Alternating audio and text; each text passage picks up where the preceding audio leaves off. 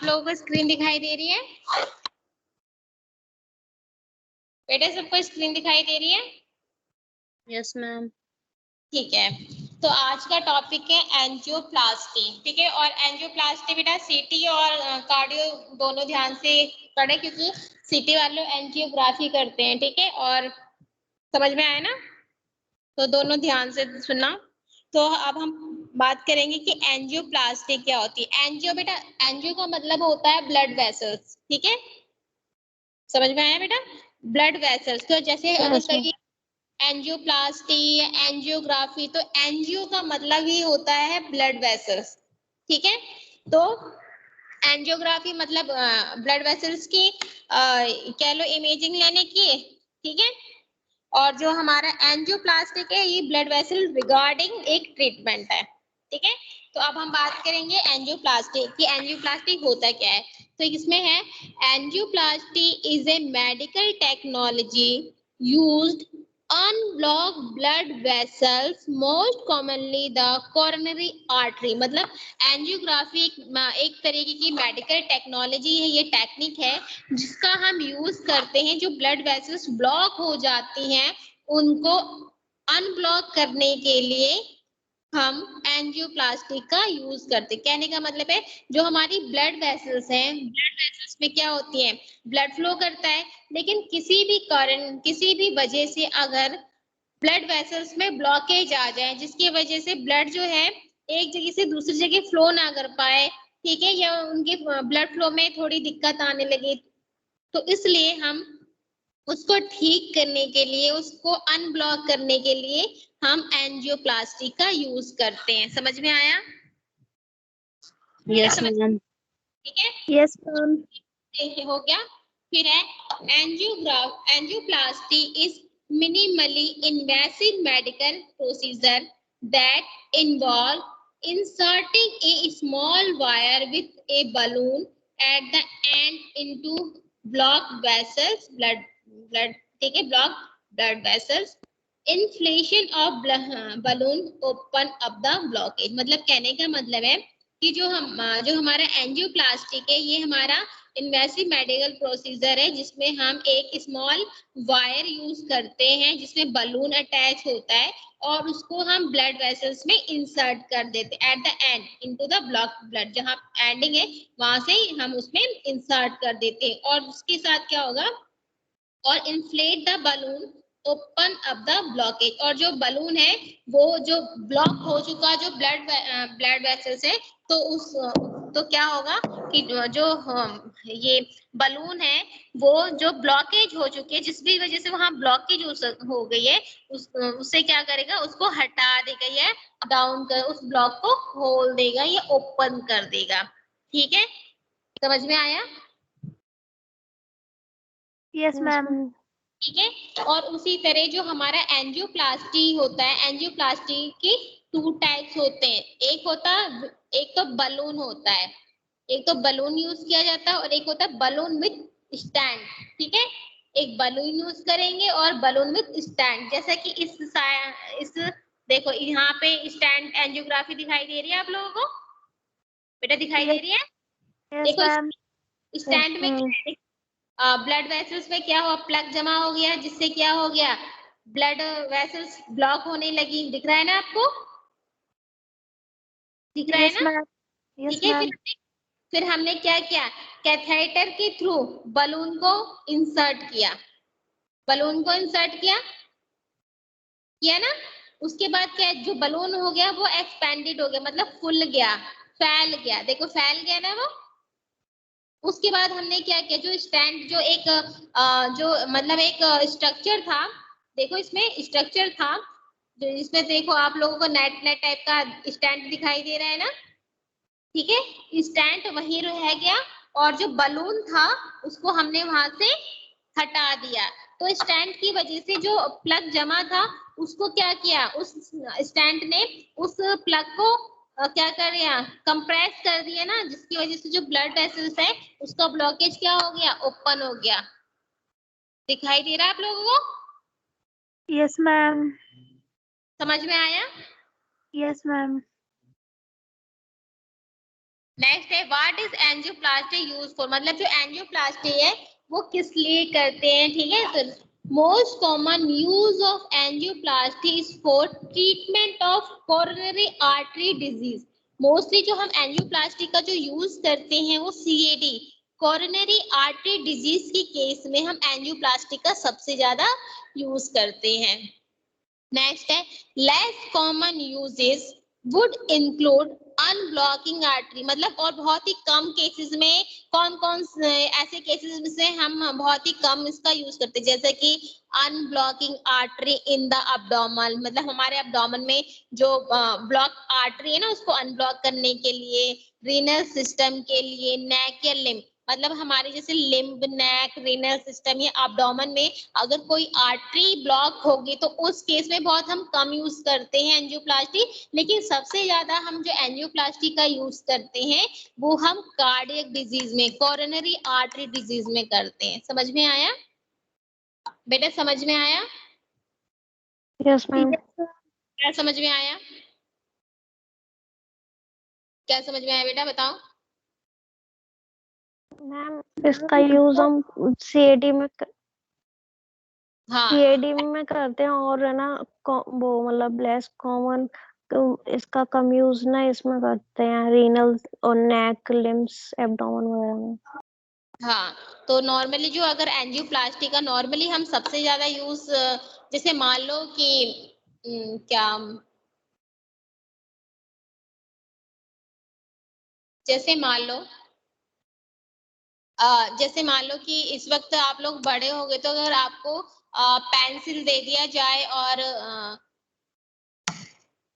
आपको समझ में आ गया ना, सबको तो ये समझ में आ गया है ना कि जो एंजियोप्लास्टिक है वो हम कार्डिक डिजीज, मतलब जो हमारी कोरोनरी आर्टरी डिजीज में सबसे ज्यादा यूज, मतलब इसके लिए सबसे ज्यादा एंजियोप्लास्टिक हमारे ये कोरोनरी के लिए किया जाएगा, लेकिन इस टेक्निक का यूज हम बहुत ही कम अदर एरिया में करते हैं, ठीक है।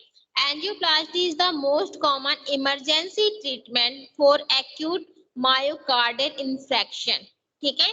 मतलब जो एंजियोप्लास्टी है वो बहुत ही इमरजेंसी ट्रीटमेंट है, किस केस में, अगर किसी को हार्ट अटैक आ गया हो ना तो हार्ट अटैक के केस के लिए एंजियोप्लास्टी की जाती है तुरंत, इमरजेंसी।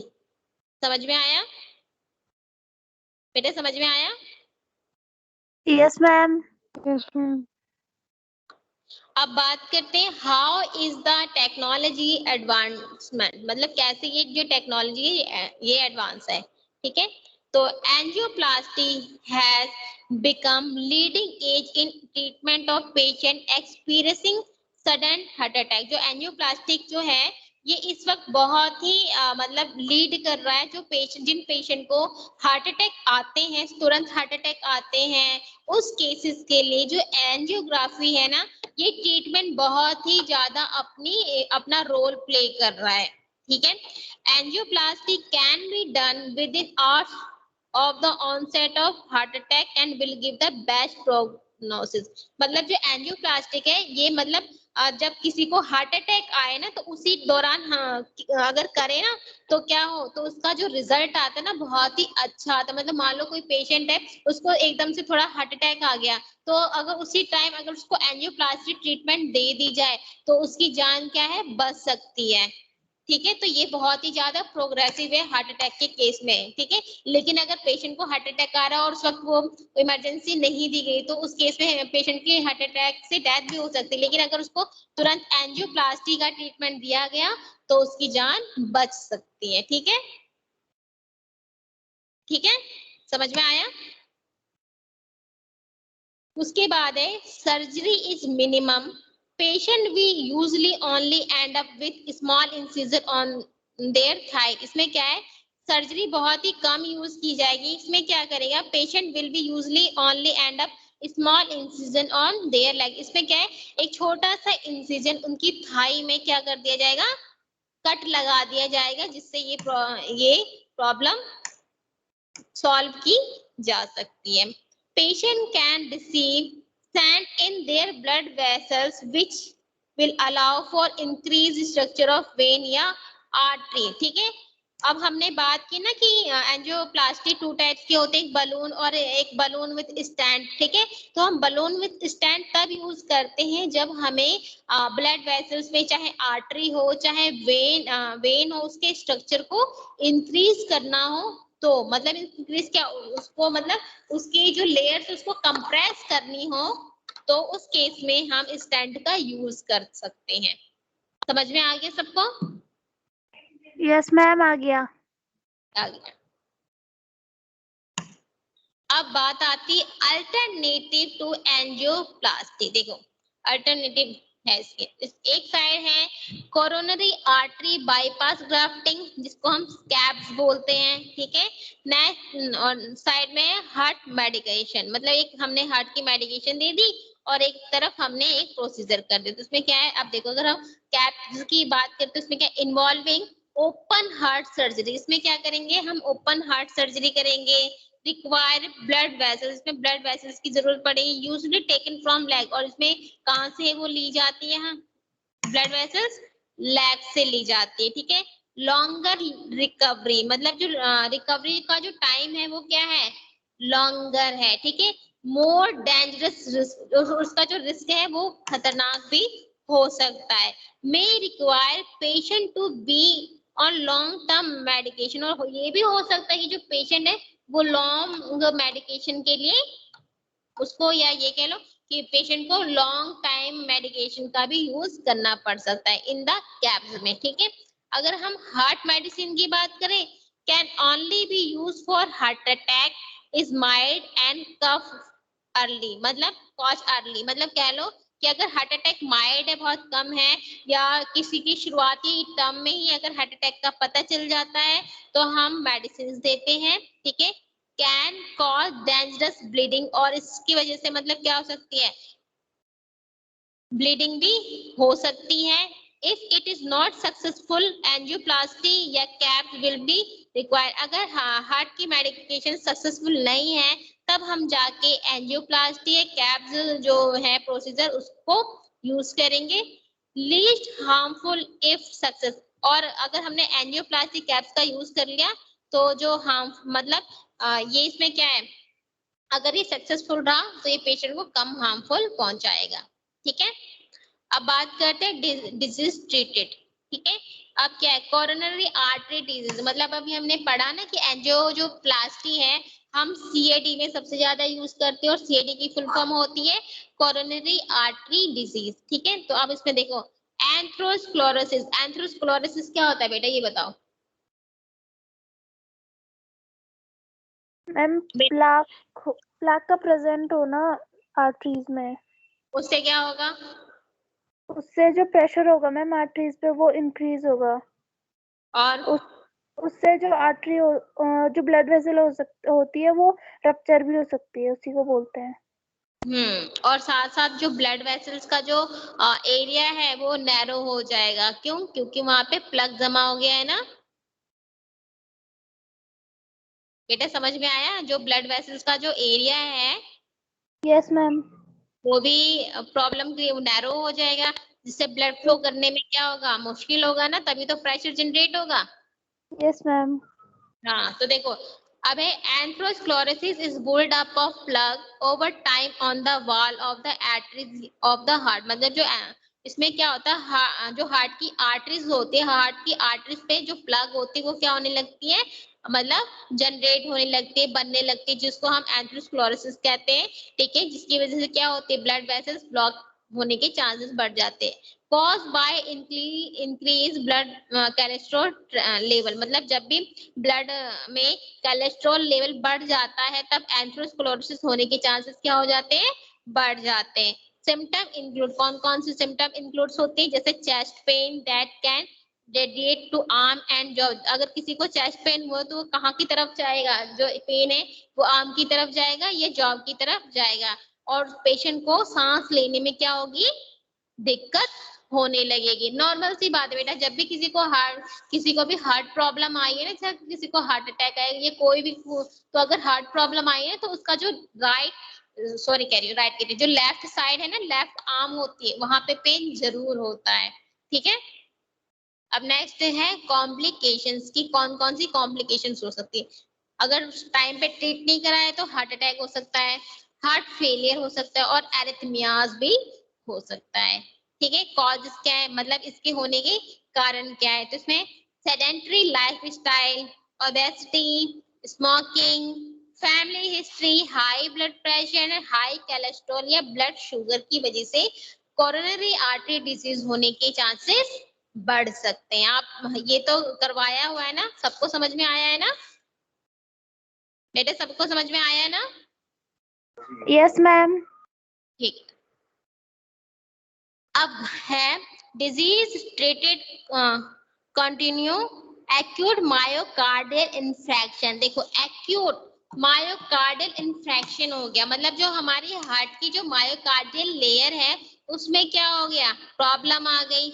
ठीक है, तो इसमें क्या एक्यूट क्या, short term acute myocardial infection की बात करें तो इसमें acute myocardial infection also known as heart attack, मतलब जो हमारा एक्यूट मायोकार्डियल इन्फेक्शन है इसको हम क्या कह सकते हैं, हार्ट अटैक भी कह सकते हैं। ठीक है, as a heart attack and is when, और ये कब होगा, when atherosclerotic build up in arteries rupture. ठीक है, जिसकी मतलब क्या, आर्टरीज में जब इसका जो प्लग क्या होने लगे, जमने लगे और रप्चर मतलब आर्टरी क्या हो जाए, रप्चर हो जाए and cause blood clot to block the blood flow to the heart, और जिसकी वजह से क्या हो जाए, मतलब एथेरोस्क्लेरोटिक होने की वजह से आर्टरी रप्चर हो जाए, और जब रप्चर होगा तो ब्लड वहां क्लॉटिंग करेगी, और जब वहां ब्लड क्लॉटिंग करेगी तो अपने आप ब्लड क्या, जो ब्लड वेसल्स क्या हो जाएंगे, ब्लॉक हो जाएंगे, और जब ब्लड वेसल ब्लॉक हो जाएंगे तो जो ब्लड फ्लो होगा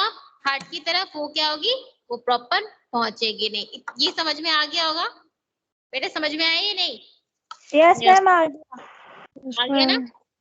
ठीक है, अब नेक्स्ट है सिम्टम इंक्लूड है इसमें, देखो chest pain that radiate the arm and jaw shortness of breath, मतलब इसमें जो सिम्टम क्या है, चेस्ट पेन होगा जो आर्म की तरफ जॉ की तरफ जाएगा, पेशेंट को सांस लेने में दिक्कत होगी, स्वेटिंग होगी, नोजिया होगा, वॉमिटिंग होगी, डिजनेस होगा, वीकनेस होगी, rapid and irregular heart beat भी होगी। ये क्या है, सिम्टम। अब बात आती है कॉम्प्लिकेशन की, हम टाइम पे ट्रीटमेंट नहीं लेते तो क्या क्या होगा, एरिथमियास हो सकता है, हार्ट फेलियर होगा, वॉल्व प्रॉब्लम हो सकती है और डेथ भी हो सकती है। कॉजेस क्या है, मेन कारण हार्ट डिजीज हो या कोरोनरी आर्टरी डिजीज हो तो एक्यूट मायोकार्डियल इन्फ्रेक्शन होने की चांसेस बढ़ जाते हैं। ठीक है, हाउ एंजियोप्लास्टी इज परफॉर्म, मतलब कैसे हम एंजियोप्लास्टी को परफॉर्म करते, तो इसमें लिखा है the surgeon will make incision in the groin to a main artery after numbing the area and relaxing the patient with medication, मतलब जब हम एंजियोप्लास्टी जब करते हैं तो हम क्या करते हैं, जिस एरिया में हमें इंसीज करना, कट लगाना हो, तो वहां जहां जिस भी आर्टरी के पास हमें इंसीजन कट लगाना हो तो वहां के मतलब क्या करेंगे, वहां के एरिया को नम कर देंगे। ठीक है, चाहे इंजेक्शन के थ्रू या कुछ भी हो, ठीक है, नंब कर देंगे और मतलब एनेस्थीसिया ही दे देंगे, लोकल एनेस्थीसिया दे देंगे एंड और पेशेंट को ऐसी मेडिसिन देंगे जिससे वो रिलैक्स फील करे। ठीक है, फिर एक flexible wire will be inserted into the artery and fed up to the blockage in the heart. उसके बाद हम क्या करेंगे कि वैसे इसमें क्या करेंगे, एक वायर लेंगे और उसको आर्टरी के थ्रू क्या करेंगे, इंसर्ट करेंगे, जो कहाँ जाएगी, जो हार्ट में जहां भी ब्लॉकेज हुए उस एरिया तक उसको पहुंचाएंगे। Live x ray will show the surgeon where to go, और सबसे बड़ी बात कि जब भी हम ये टेक्निक करेंगे तो लाइव एक्सरे शो होना चाहिए, तभी तो हमें पता चलेगा कि वायर सही जगह गई है या नहीं गई है। इतना समझ में आ गया? Yes ma'am. Yes ma'am. फिर नेक्स्ट है wire will B push through blockage, मतलब जो वायर को क्या करेंगे, पुश की तरफ, वो ब्लॉकेज जहां है उसकी तरफ क्या करेंगे, पुश करेंगे। And a small balloon will be flatten to open up the block, और उसके में क्या होगा, एक स्मॉल बलून क्या होगा, फ्लैट मतलब फैल जाएगा to open up the blockage, blockage को खोलने के लिए वो इन्फ्लेट हो जाएगा। ठीक है, फिर नेक्स्ट है ए स्टैंड वायर मैश में बी लेफ्ट, उसके बाद क्या करेंगे, जो स्टैंड होगा ना, जो जाली वाला था, ठीक है। Wire mesh will be fed in place to keep the artery open, और जो स्टेंट है वो वहीं का वहीं रह जाएगा, जिससे जो आर्टरी होगी वो ओपन ही रहेगी। फिर उसको क्या करेंगे, जो वायर थी, वायर इज रिमूव, फिर हम उस वायर को वहां से हटा लेंगे, निकाल लेंगे। फिर blood flow is increase to the body when artery is open, और जब भी आर्टरी ओपन होगी तो जो ब्लड का फ्लो होगा वो इंक्रीज हो जाएगा, बॉडी की तरफ इंक्रीज हो जाएगा। ठीक है। फिर क्या करेंगे, incision will be close and bleeding control, उसके बाद इंसिजन को बंद कर देंगे, क्लोज कर देंगे, और ब्लीडिंग, अगर ब्लीडिंग हो रही तो उसको हम कंट्रोल करेंगे। ठीक है। And patient will begin recovery, और उसके बाद पेशेंट को क्या होगा, रिकवर होना स्टार्ट हो जाएगा। बेटा समझ में आया इतना? Yes ma'am. अब बात करते हैं व्हाट इज स्टेंट। स्टेंट की हम बार बार बात कर रहे हैं, तो देखो यहाँ पे डायग्राम दिखाया गया है, सब कुछ तो उसमें लिखा है। Stent is a small tube made of metal mesh. जो स्टेंट होता है वो एक तरीके एक स्मॉल ट्यूब होता है जो मेटल मैश का बना होता है। ठीक है। It is use to treat weak या नैरो ब्लड वेसल, और इसका यूज कब करते हैं, जब कोई ब्लड वेसल्स या तो नैरो हो गई हो या कमजोर हो गई, तो उस केस में हम स्टेंट का यूज करते हैं। Stent are permanent and implanted using angioplasty. जो एंजियोप्लास्टी टेक्निक है उसमें जो स्टेंट है वो परमानेंट वहीं पे रहेगा और वहीं पे इम्प्लांट हो जाएगा, उसको वहां से हम रिमूव नहीं करेंगे। Some stent are coated in a slow release medication. जो कुछ स्टेंट होते हैं उनके ऊपर क्या मतलब वो कुछ मेडिकेशन से कोटेड होते हैं। ठीक है। That help prevent artery from becoming wallet. जो क्या करता है, आर्टरीज को ब्लॉक होने से रोकता है। मतलब कुछ स्टेंट पे कुछ मेडिकेशन की कोटिंग होती है जो मतलब जो क्या करती है, जो आर्टरी को ब्लॉक होने से रोकती है। ठीक है बेटा समझ में आया? Yes Yes, ma'am. ma'am. और डायग्राम से समझ में आया? ये जो स्लाइड में जो पिक्चर्स दिख रही है उससे समझ में आया आप लोगों को? Yes ma'am. ठीक है। Yes ma'am. अब है प्रोस वर्सेस कॉन्स, मतलब हर चीज का नेगेटिव और पॉजिटिव इफेक्ट होता है। ठीक है। ठीक है। तो अगर हम पॉजिटिव चीज की बात करें तो क्या है, fast treatment to heart attack in time dependent moment. मतलब अगर किसी को हार्ट अटैक आए तो टाइम के अकॉर्डिंग ये क्या है, एक फास्ट ट्रीटमेंट है जो पेशेंट को दिया जा सकता है। ठीक है। If successful good long term result, अगर ये सक्सेसफुल रहा तो लंबे समय तक ये अपना रिजल्ट दिखाएगा। ठीक है। सेफर देन बाईपास ग्राफ्टिंग, और ये बाईपास जो सर्जरी होती है उनसे ज्यादा सेफ होती है। चीपर देन बाईपास सर्जरी, और ये बाईपास सर्जरी से बहुत ही ये कह लो सस्ती भी होती है। Patient recover faster than alternative, और अगर कोई और सर्जरी है इसका अल्टरनेटिव, उससे बहुत जल्दी पेशेंट क्या है, एंजियोप्लास्टी में बहुत जल्दी पेशेंट क्या होता है, रिकवर हो जाता है। ठीक है। और इसके रिजल्ट भी बहुत अच्छे आते हैं। अगर अब हम नेगेटिव की बात करते हैं, एंजियोप्लास्टी की नेगेटिव की बात करते हैं, उसमें क्या पेशेंट में experience intense pen eight incision side and during balloon inflation. मतलब जब भी हम एंजियोप्लास्टी करते हैं तो जो इंसिजन साइड है वहां पे और बलून को जब हम वहां से निकालते हैं तो क्या होता है, पेशेंट को बहुत ज्यादा पेन होता है। ठीक है। मे रप्चर आर्टरीज की वजह से आर्टरी रप्चर भी हो सकती है, लेकिन ये बहुत ही रेयर केस है। ठीक है। स्टेंट में बिकम डिसलॉक्ड, और जो स्टेंट है वो क्या होता है, वो अपनी जगह से हिल भी सकता है। ठीक है। पेशेंट में ब्लीड एक्सेसफुली एट इंसिजन साइड, अगर और जब हम प्लास्टिक यूज करते हैं तो उस टाइम इंसिजन साइड पे बहुत ज्यादा ब्लीडिंग हो सकती है। ठीक है।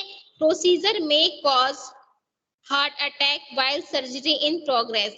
ठीक है। अगर सर्जरी इन प्रोग्रेस में है तो हार्ट अटैक होने के चांसेस हो सकते हैं। ठीक है। स्टेंट में need to replace in following year, और जो स्टेंट है कुछ सालों में हट भी सकता है। तो इसके नेगेटिव और पॉजिटिव इफेक्ट है।